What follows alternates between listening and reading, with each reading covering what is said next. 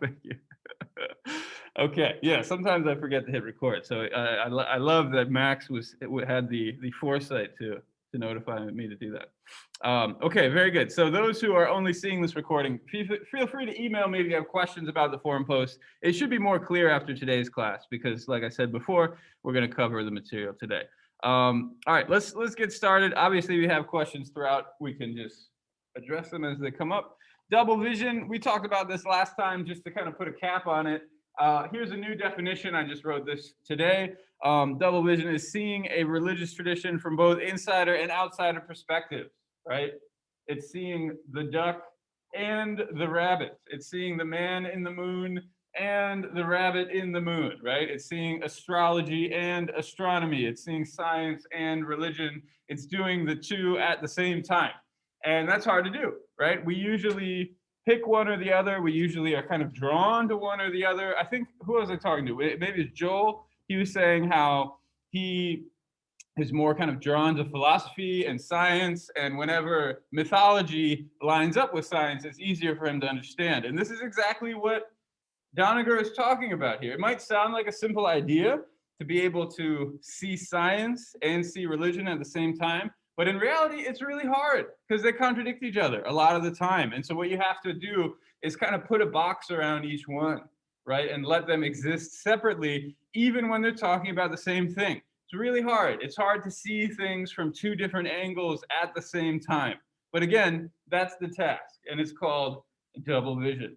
And there are many reasons to do this, right? One reason we talked about last time is it kind of opens up the world, right? If we have only one perspective and we're prejudiced against the other one, if we're prejudiced against the insider, it becomes kind of colonial, right? We say Native Americans can't represent their own traditions at the university. That's kind of messed up, right? Or if we are anti-outsider, then we block off these traditions from the rest of the world and they become kind of irrelevant, right? If we say Indian scriptures can only be read by Indian people, all of you white people stay out. Again, there's a reason to say that, but it's not necessarily a very good one, right? Or it's not one that, that we have to necessarily follow in this classroom, right? I feel like reading the Rig Veda is totally appropriate as long as we do it in an appropriate way, right? We do it in a respectful way. But even, opening things to multiple interpretations, it lights candles, right? Rather than putting them out. Okay, questions about double vision? This is going to become relevant because we're going to apply it to these scriptures today. So one origin story we didn't really get to. We talked about some pretty difficult reading last time, and I remember feeling pretty tired. It was the end of the week, and I was just like running out of steam. I'm a little more upbeat today. I don't know what happened. I guess I had more coffee today. But yeah, this is one section we did not get to. It's actually much easier to understand. The other ones were very philosophical. It's like, is there a beginning? How do you know the beginning, right? It was epistemological. This is a fancy word. You guys know about epistemology? It's basically it's a type of philosophy where you wonder, how do you know what you know, right? That's basically what we were doing last time. This one's a little more straightforward. Does anybody remember this one? So this was called the Hymn of Man. And I asked you all to discuss this in groups last time, but it was the third of three. And I don't know if anybody got to this. Did anybody get to this last time? Does anybody remember this story? It's about a giant man. This is actually, I labeled this a little bit incorrectly. This is actually something slightly different, but I thought it represented the giant man kind of nicely. So what happened to the giant man? Does anybody remember this one? Wasn't he sacrificed or something? Yeah, so Max and Lauren, they chopped him into pieces. He was sacrificed, exactly. So it's this weird primordial story where you have a giant man that forms the basis of everything else. You might notice his eyes are different colors here. So one eye is the sun and one eye is the moon, right? And so his body made up the whole world. Have you ever heard a story like this before? It's not only in Indian traditions. People Yeah. It's kind of In Egyptian mythology. Oh. Go ahead, Aista. What were you saying? In Egyptian mythology, they have two gods. One is Nut, and she's the god of the earth, and she's the literal earth. And then they have the god of the sky, and he's the actual sky. Uh-huh. Yeah, exactly. So ancient Egyptian mythology, Daniel is talking about Gaia. In Greek mythology, yeah, so Gaia is like a Mother Earth figure. Does she get chopped up and sacrificed? I'm not so. I honestly just don't know that story, but I imagine there's probably some parallel there. So this idea that, again, it's answering the question of where does everything come from, and it makes sense that there is this thing before. It's this being, this giant cosmic being, this giant deity that gets chopped up, and everything is made from its pieces. So that's perhaps not a big surprise, right? What's interesting here, and this is what we want to pay attention to today, is that his mouth became the Brahmin. His arms were made into the warrior, Kshatriya. In fact, I'm going to copy this into the chat just for emphasis. His arms were made into the warrior, his thighs the people, or the Vaishya, and from his feet the servants, or the Shudra, were born. So what is this describing? And again, this is going to lead into our conversation to today pretty directly. So what do we see happening here? A caste. Right. Basically, what he was made of as a whole started branching off into other smaller things, but that they're still him. Yeah. So these are all pieces of this cosmic man's body. Absolutely. Daniel says it's a caste system. I think Aista was about to say that too, and then she decided not to. What can we say about hierarchy? You see, I wrote hierarchy right before this. Where does the hierarchy come in? So hierarchy, of course, is saying some things are better than others. What are the better things? Those things? What's the hierarchy comes from the parts of the body they were made out of. So like the feet, which is used to support and is the lowest part of the body, became the servants. The mouth, which is normally known for being the one that connects directly to the brain and can speak about the gods, are like the highest caste, and so on and so forth. Very nice. Yeah, thank you, Aista. And it's interesting you brought up the brain, because it's almost like, again, trying to bring in kind of a scientific perspective, trying to give a scientific explanation for why the mouth is better than the feet, right? I think we kind of intuitively know this, right? That the feet are low and not as good as the mouth, which is high. But putting it into language is actually a little bit of a challenge. I would argue that one term is really operating here. It is purity. And of course, if you were able to get through all of the Wilkerson reading, you would have seen this term already, right? This idea of what is pure, what is impure, what is pure, what is polluted, right? Polluted is kind of is a word we usually talk about, polluting with garbage and that sort of thing. But there's also a way to think about your feet as being dirty, as being unclean. Another word for that is also pollution. And so how does this work? Maybe you're aware of this, but really throughout, I'm going to say Eurasia, and I think by extension, most of the world, right? There's a pretty primordial idea that the high parts of your body are more pure and the low parts of your body are less pure. Does that make sense to you? Why would high parts of your body be more pure and low parts be less pure? I'm not sure if this is correct. Like I'm kind of making a guess here, but something that, for example, it's like spoken about is like the higher for example, in churches, the higher or the taller they are, the closer they are to God. Mm-hmm.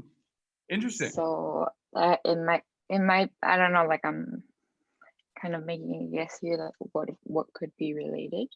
No, I think that's a great. So maybe the higher parts of you are the ones that are closer to the sky, the ones that are closer to God, and yeah.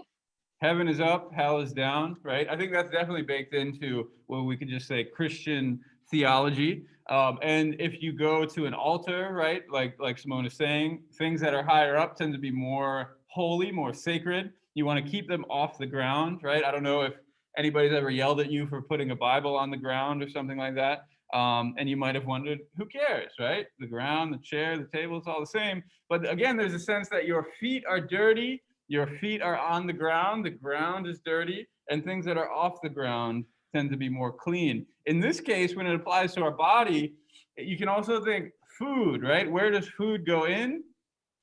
Our mouth. Our mouth is the most pure place. We want to keep our food clean, right? Because what happens if you eat dirty food? You might get sick. You might get some sort of infection, right? And so it's not totally just religion, right? That we could say there's some science mixed in here as well. But yeah, there's a sense you want to keep your food clean. You know, this 5-second rule is sort of talking about that too, right? You drop something, you always wonder, should I still eat this, right? And I suppose it comes down to context. But this is what we're talking about here. In Hispanic culture, a lot of the things that are said, it's like you can't put your bag, like a purse, on the floor, because if your wallet is there, that means you're going to start losing money. And it's like one of the things. It's like if I put my purse on the floor, my mom would start yelling at me, you know. Like yeah. And some people might kind of brush that away as like superstition, right? Like we don't believe in that kind of thing. We're modern people. But again, if you think about just your life, right? Things like, do you take off your shoes when you get home? You don't have to answer that, but do you think about it? Do you guys take off your shoes? Lauren, do you take off your shoes when you get home? Usually, yeah. Yeah, and so this is sort of an East versus West thing in some ways, but I think also, I don't know, in my experience, it's become more widespread. I think when I was a kid, I'd go to my friend's house, generally wear my shoes, but I feel like now, usually when I go to a friend's house, you're usually taking them off. So things can change as well. You know, maybe there's a sense like it's more hygienic or something like that. You don't want to track dirt in the house. Mm-hmm. Yeah, absolutely. And especially, you know, during this season, there's all this salt all over the place, right? It could get very dirty very quickly. So again, it's not only for religious reasons, but there also are religious reasons too, right? You take off your shoes when you walk in the house. Another question you can think about is, do you wear outside clothes in your bed? This is something, again, is sort of a divisive question. Does anybody not do that? Does anybody like make sure they take off their outside pants and put on inside pants before they get into bed? Yes. Yeah, see, I'm getting some yeses. Yeah, see, and again, I don't want to call anybody out, but this is not what everybody does, right? These are very specific practices for very specific communities and even to the point of just families, right? And these are decisions we make. Outside clothes are dirty, right? They're polluted in some sense. Another thing is eating with your hands, right? There's a lot of, let's say, flexibility for eating with our hands in America in general, right? Like you eat a sandwich with your hands. You might use a fork if there's some sort of sauce or something involved. Pizza, you usually eat with your hands. Yeah, so ISTA says this is hygiene, right? And that's another way of kind of saying, yeah, it's science. This is how you stay healthy. But on the other hand, I would argue it's also religion. It's really both of these things, right? It's just like astronomy and astrology are both talking about the stars. Both religion and ritual, maybe is another word, and science both talk about purity and cleanliness, right? And a lot of the things we talked about for the reading for today have nothing to do with science, and yet they are called scientific, right? You end up with something like eugenics, which is kind of a naughty word, but it's basically race science, right? It's taking it away from the realm of what we could call religion or ritual or stories and bringing it into the realm of science. And the same thing happened to hygiene about 100 years ago. And you start to wag your finger at the dirty people who eat with their hands. But you can take it even further. Like when I was in China, one thing that kind of astonished me is if you go to McDonald's, it's very common to see just regular people putting on plastic gloves. If you order a sandwich at McDonald's, they will give you plastic gloves to put on your hand to enjoy your sandwich, so you don't actually have to touch it with your hands. Again, we could say it's hygiene, and I think it is. But on the other hand, it just comes down to customs. You know, maybe in America, we'll wash our hands before we eat a sandwich. I think in the recent year, right, there's been a lot of talk of washing your hands, and we could say it's for hygiene, it's protection against the virus. But actually, there's more talk of masks now than washing your hands. Nobody's going to say don't wash your hands, but at the same time, there's been a shift in language from wash your hands, happy birthday. Remember that? I haven't heard anybody tell me to wash my hands and sing happy birthday in a while. Instead, I'm being told to wear 2 masks. Whereas this time last year, the CDC was saying, don't wear a mask, right? There aren't enough. They don't do anything. So, save them for the hospital workers. So anyways, what's my point? Is that purity, hierarchy, social structure, all of these things are tied together, right? Where people, and this is the step we haven't taken yet, but people are being given this status as lower, as dirtier, right? Entire groups of people are being said to be lower in the same way that your mouth is pure and high and clean and hygienic, so are the Brahmins. And we'll talk about them in a moment. But in the same way, the servants, the ones who, clean up, do the laundry, mop the floor, whatever, they're the ones who are like your feet. They are dirtier people than the Brahmins are. Now, of course, is this science? Absolutely not, right? No any person is actually dirtier than any other person. But if we use this idea of double vision, we can see from within the tradition, right? Entire groups of people are being labeled as lower than other groups of people in this very story. So this is a very important story, right? It builds a, let's say, an origin, right? It's an origin myth for the caste system. So that's why I wanted to start with this today. Hopefully that's pretty clear. Any questions about this? The hymn of man, the story of Purusha. Is that pretty clear? Okay. Can we use it for the forum? Absolutely. Yeah. So Dorian's very correctly thinking, how can I use this for my this thing I need to write? And this is a great example of something you could use for this thing you need to write. The one thing I asked is tie it in with the podcast and or Wilkerson, right? So don't only talk about this. This is a good thing to talk about, but try to tie it in with this larger conversation too. Does that sound good? Yeah, thank you. Okay. All right, so let's keep going. Now, one more piece before we get into Wilkerson, I just want to show you is who are the Brahmins, right? We just talked about them. We've used the name a few times. It's not always totally clear what that means. And so they are this caste, right? They're this high caste group. They are the most pure caste, right? Just like we were just talking about. And one kind of defining feature of the Brahmin caste is that they make these sacrifice rituals. And fire is an important ingredient in these sacrifice rituals.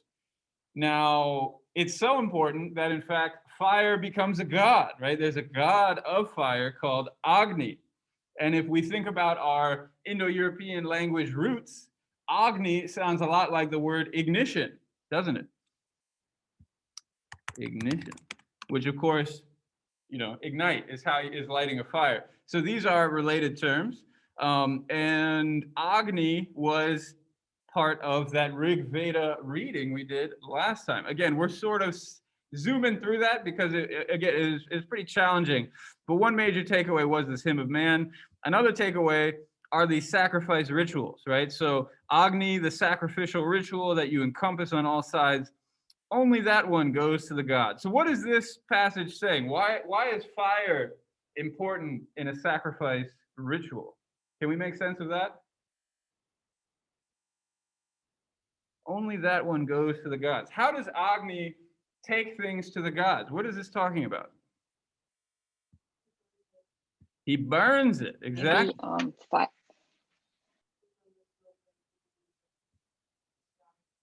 Yeah, have you guys ever thought about this?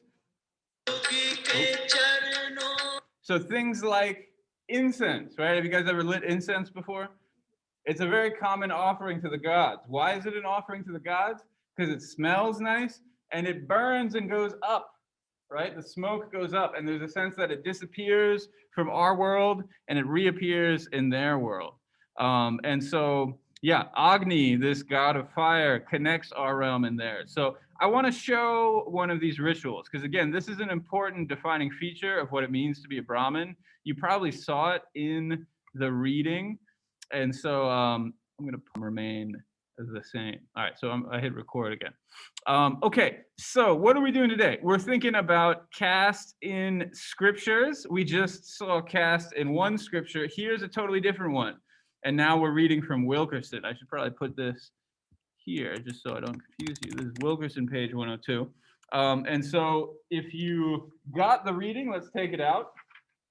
If you don't got it, you should get it and then take it out as well. One reason I want to talk about this together, because again, I'm asking you to write about it. It's only a few pages, page 101 to 104. It's only 4 pages. And this one is the most relevant for the task I'm asking you to do, right? So this is the pillar number 1. There are 8 pillars of caste that Wilkerson goes through. And we're going to focus on the first 4 today. But really, number 1 is really key for us because, you know, what do you have to write about later this week? Is religion in the creation of caste. And here it is, right? Divine will and the laws of nature. Now, Wilkerson points at basically what we just talked about, the same story in a slightly different source. She says it's in the Laws of Manu, which is the name of a book. You don't have to worry about that. But we already know the story, right? It's saying that Brahman was made from the mouth, Kshatriya from the arms, right? So the kings and the warriors are from the arms. They're the ones who execute the laws and that sort of thing. The Vaishya from the thighs. And again, I'm reading from 101 right now. And the Shudra are the laborers, the servants. They are from the feet. And so this all is the same story we just read in that very, very old Rig Veda source. Okay, the new piece, though, is talking about caste in the Bible. Has anybody heard this story before? About Noah and Ham and the son of Ham?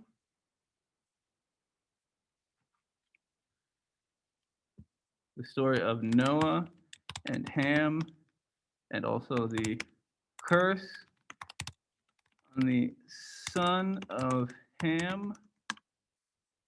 I'm going to be honest. Before I read Wilkerson, I did not know this story very well. But as you keep reading, you begin to see people have used this throughout history, right? She gives an example of it on page 103. She cites this person named Thomas Cobb, a leading Confederate, a defender of slavery. He talks about the curse of Ham is now being executed upon his descendants. So this was a very important story for making sense of slavery in America in particular. But even before America, this, of course, is from the Bible. So it reaches very far back throughout European history and was used to justify slavery throughout the world, you know, throughout Asia, throughout Northern Africa, and throughout Europe, of course, too. So what is this story? Does anybody know this story? Who can give me the nuts and bolts of this story? Nobody?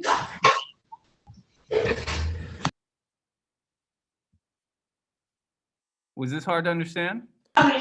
Story of Noah, or what story? Noah. Okay, so yeah, let's start with Noah. Lucas, who's Noah? Yeah, Noah he was chosen by God to save like the animals from I don't know how to say this in English, but like God make it rain a lot, so Yeah. everybody died, and he was chosen to build a big boat and to let every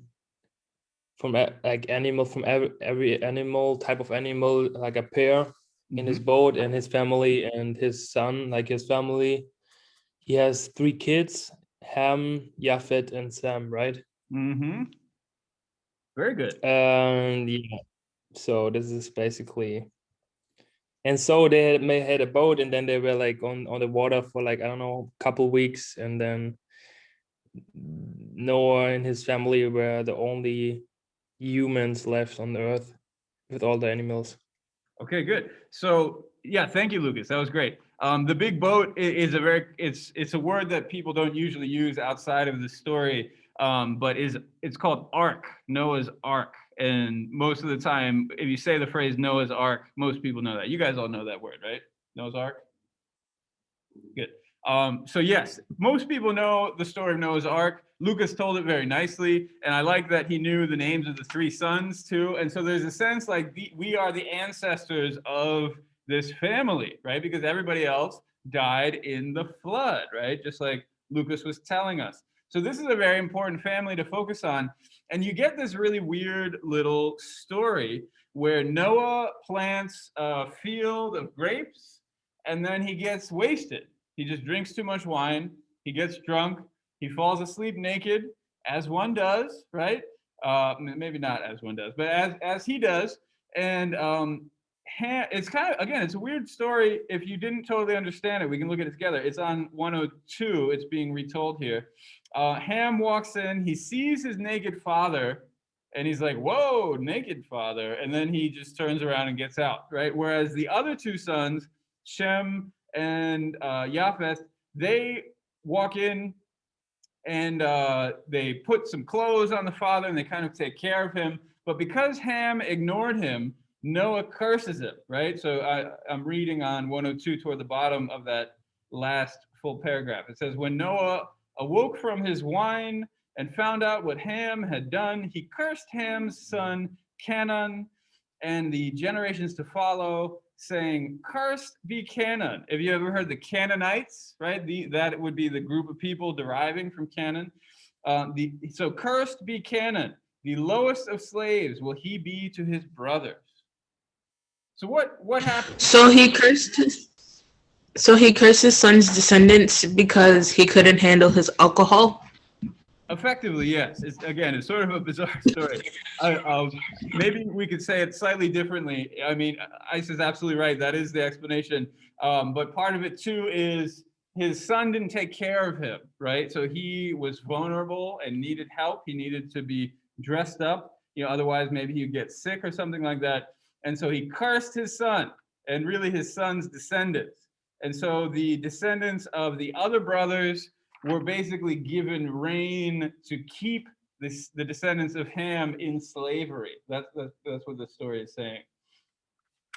And so again, yeah, when we come forward to the Civil War, to this Confederate lawyer, he uses this to explain slavery in America, right? He says the curse of Ham is now being executed upon his descendants. God's wisdom and mercy combined in constituting them thus suited to the degraded position they were destined to occupy. Pretty horrible stuff, right? And we don't have to, again, if we bring up double vision again, we don't have to agree with this. In fact, I hope you understand that I do not agree with this, but I think it will help us understand America today, right? The world today. The fact that there is this story lurking in the background that because of some original sin, that there's this entire race, and it really is talking about an entire race, these descendants of Ham. There's this entire race of people who are destined to be enslaved, is a powerful message that hasn't totally disappeared, as I think we all understand. Why does he curse the son and not Ham himself? Yeah, that's a good question, Max. Why curse an entire race and not just one individual? And my temptation to explain that would be to say the hierarchy was there first and the story came later. You know what I mean? It's like if you need to exploit an entire group of people, then you can come up with a story like this to exploit them. Yeah, I don't think the story came first. I think the story came second. That would be my interpretation. But I don't know. It's sort of like Adam and Eve. It's not so different, where the entire human race has the sin weighing upon them, right? This original sin. And I think it's not so different here, that original sin gets tied up with entire races of people. But it's a good question. Other thoughts, other reflections on this? No, just like we can say that people use the religion to create caste, because it's like in the Bible, it's not says that, I'm sorry if I say something wrong because I'm French, so it's hard to speak, but it's not like slaves are not black people in the religion. So white people use this religion to create caste about black people. You know what I mean? So, which is a bad thing. Yeah. And if we if we think about scripture, scripture is a human activity, right? We can begin to see how this scripture can be used for human purposes, right? For social purposes. Maybe one question that is important to think about is, why do we have this caste system in the first place, right? What does this do for society? What is the point of this, breaking these groups into different pieces? What does that do for society? It's almost like, well, of course you do that. That's what societies do. But I would argue it's not a given, right? This is a choice. This is a choice that different societies throughout history have made. And Wilkerson highlights 3 different societies. What are the 3 societies that she highlights? We've already talked about 2 of them. What does she talk about? What times and places is Wilkerson talking about?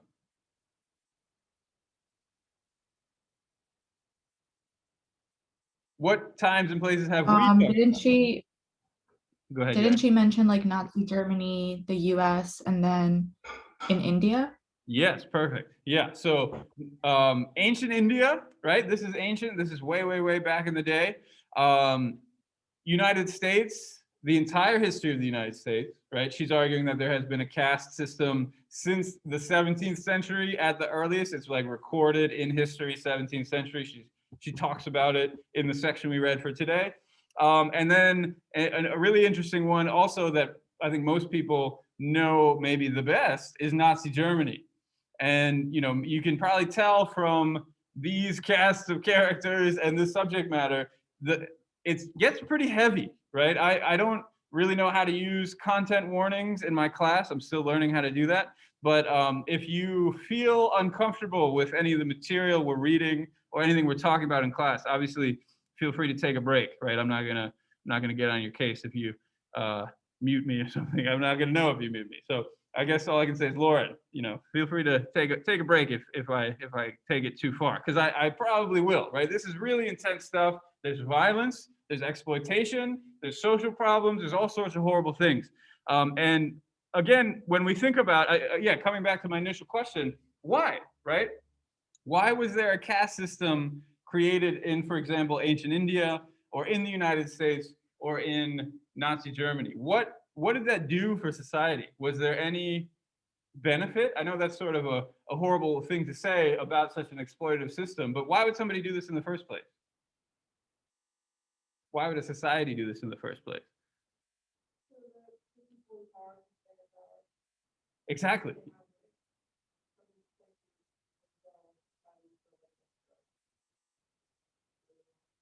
Perfect. Yeah. So if you couldn't hear Lauren, she was saying this gives power to the people who are in power. Again, if we think about the case of ancient India, who wrote this story? Who were the literate people in ancient India? It was the Brahmins, right? The ones who were saying we are the most pure caste were the ones who were writing this down. It doesn't mean they necessarily invented it. I wouldn't go that far, but I would say they're the ones who codified it. They're the ones who wrote it down, to the point where we see the story of the Ramayana, where the king is bowing down to a Brahmin. That's pretty crazy, right? In most society, the king holds the power, but here we see the Brahmins who are above even the king, let alone everybody else. And so, like Lauren's saying, it's baked into this that the people in power will benefit from this. It's true for Nazi Germany too. We often just sort of brush it away and say Nazi Germany was just evil. But no, this was a plan. It was a plan to pull themselves out of the horrible depression following World War I. How do they get a bunch of money? Is find a class of people, we could say a caste of people, and exploit the hell out of them. Take all of their money, take all of their possessions, take everything that they have, and give them nothing, right? And so the same applies to the United States. I don't think I have to spell this out for you. These are systems of exploitation that benefit one group, right? And so if we go back to the scriptural source, we can see this goes way back, right? That entire races of people were being cursed. It's basically saying our group is good, that group is bad. Okay.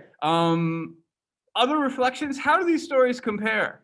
This is something you can also write about if you would like to. How does this sacrifice of Purusha and the laws of Manu, as it's written about in Wilkerson. So basically, this story we just went over, this guy.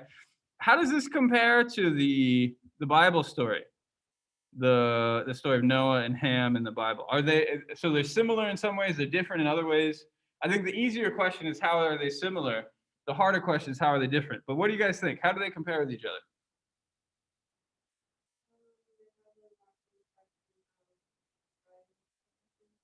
Okay, so that's one way they're similar is again, if you couldn't hear Lauren, they have these parallel ways of structuring society into these different castes, right? I think that's a good observation. Others? Other similarities or differences? Chat, what do you guys got?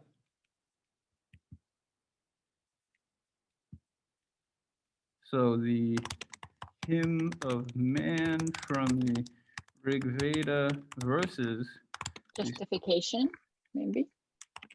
Ham in the Bible, question mark. So Simone said justification. Justification for a caste system? Yeah, for a system of hierarchy. Okay, yeah, absolutely. So they both justify a system of hierarchy, totally. How about differences? How are they different? How are these systems of hierarchy different? That's not in the reading, actually. I think Wilkerson wants to say they're exactly the same, but I would push against that a little bit. I think they actually are kind of different.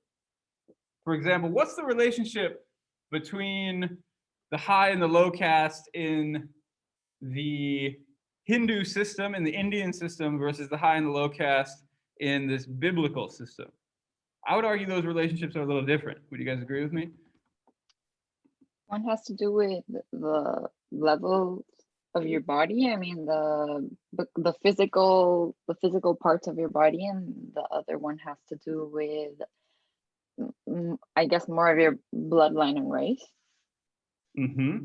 Yeah. Well, and so this question of race is an interesting one. Does this talk about slavery or race? The word servant is used here, so that's pretty close to slavery, but it's also a little different, right? Is this talking about slavery at all?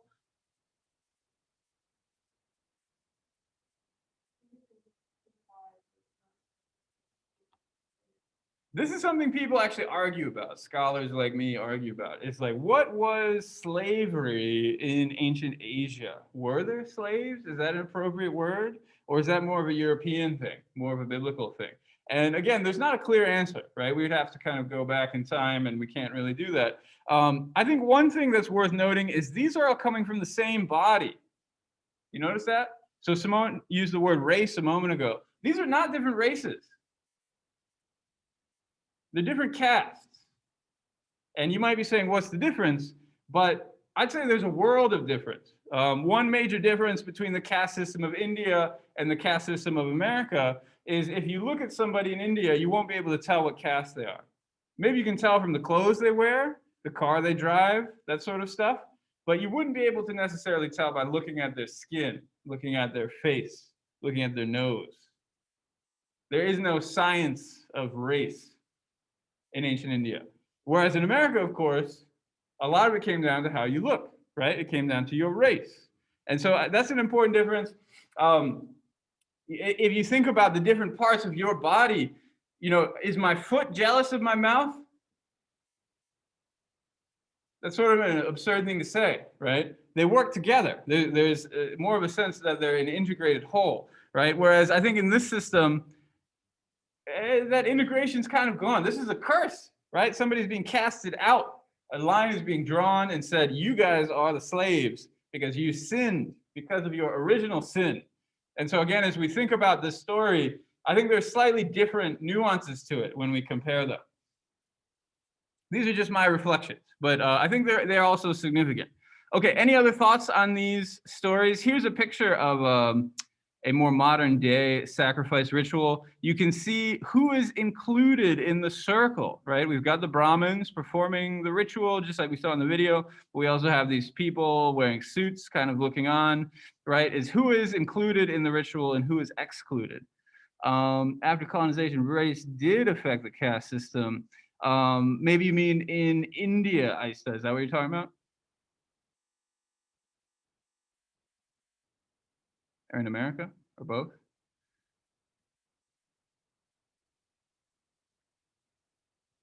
Well, anyways, yes, I maybe I didn't state this very clearly a moment ago, but race and caste in America are like the same thing, right? We can't separate them. And again, that's Wilkerson's argument. You may never have heard of somebody using the word caste in America, and it's because people don't, right? And I think what Wilkerson wants to do is she wants to actually take those apart a little bit, because this idea of being racist is so drenched in evil, right?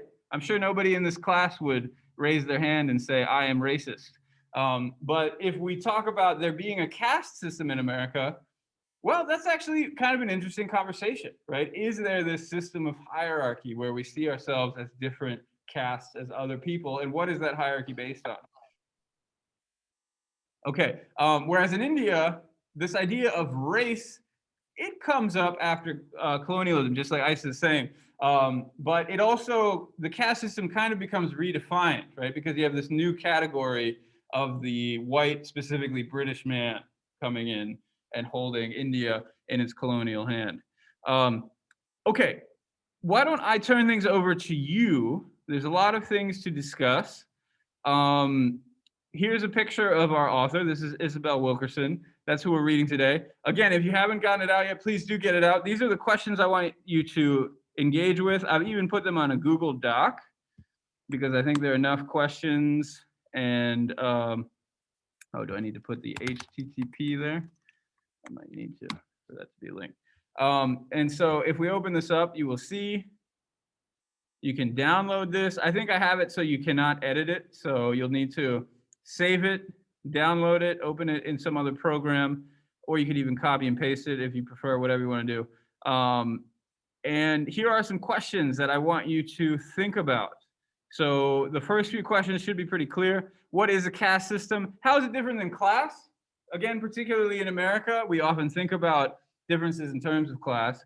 And then what are these pillars of caste? We've got 15 minutes left.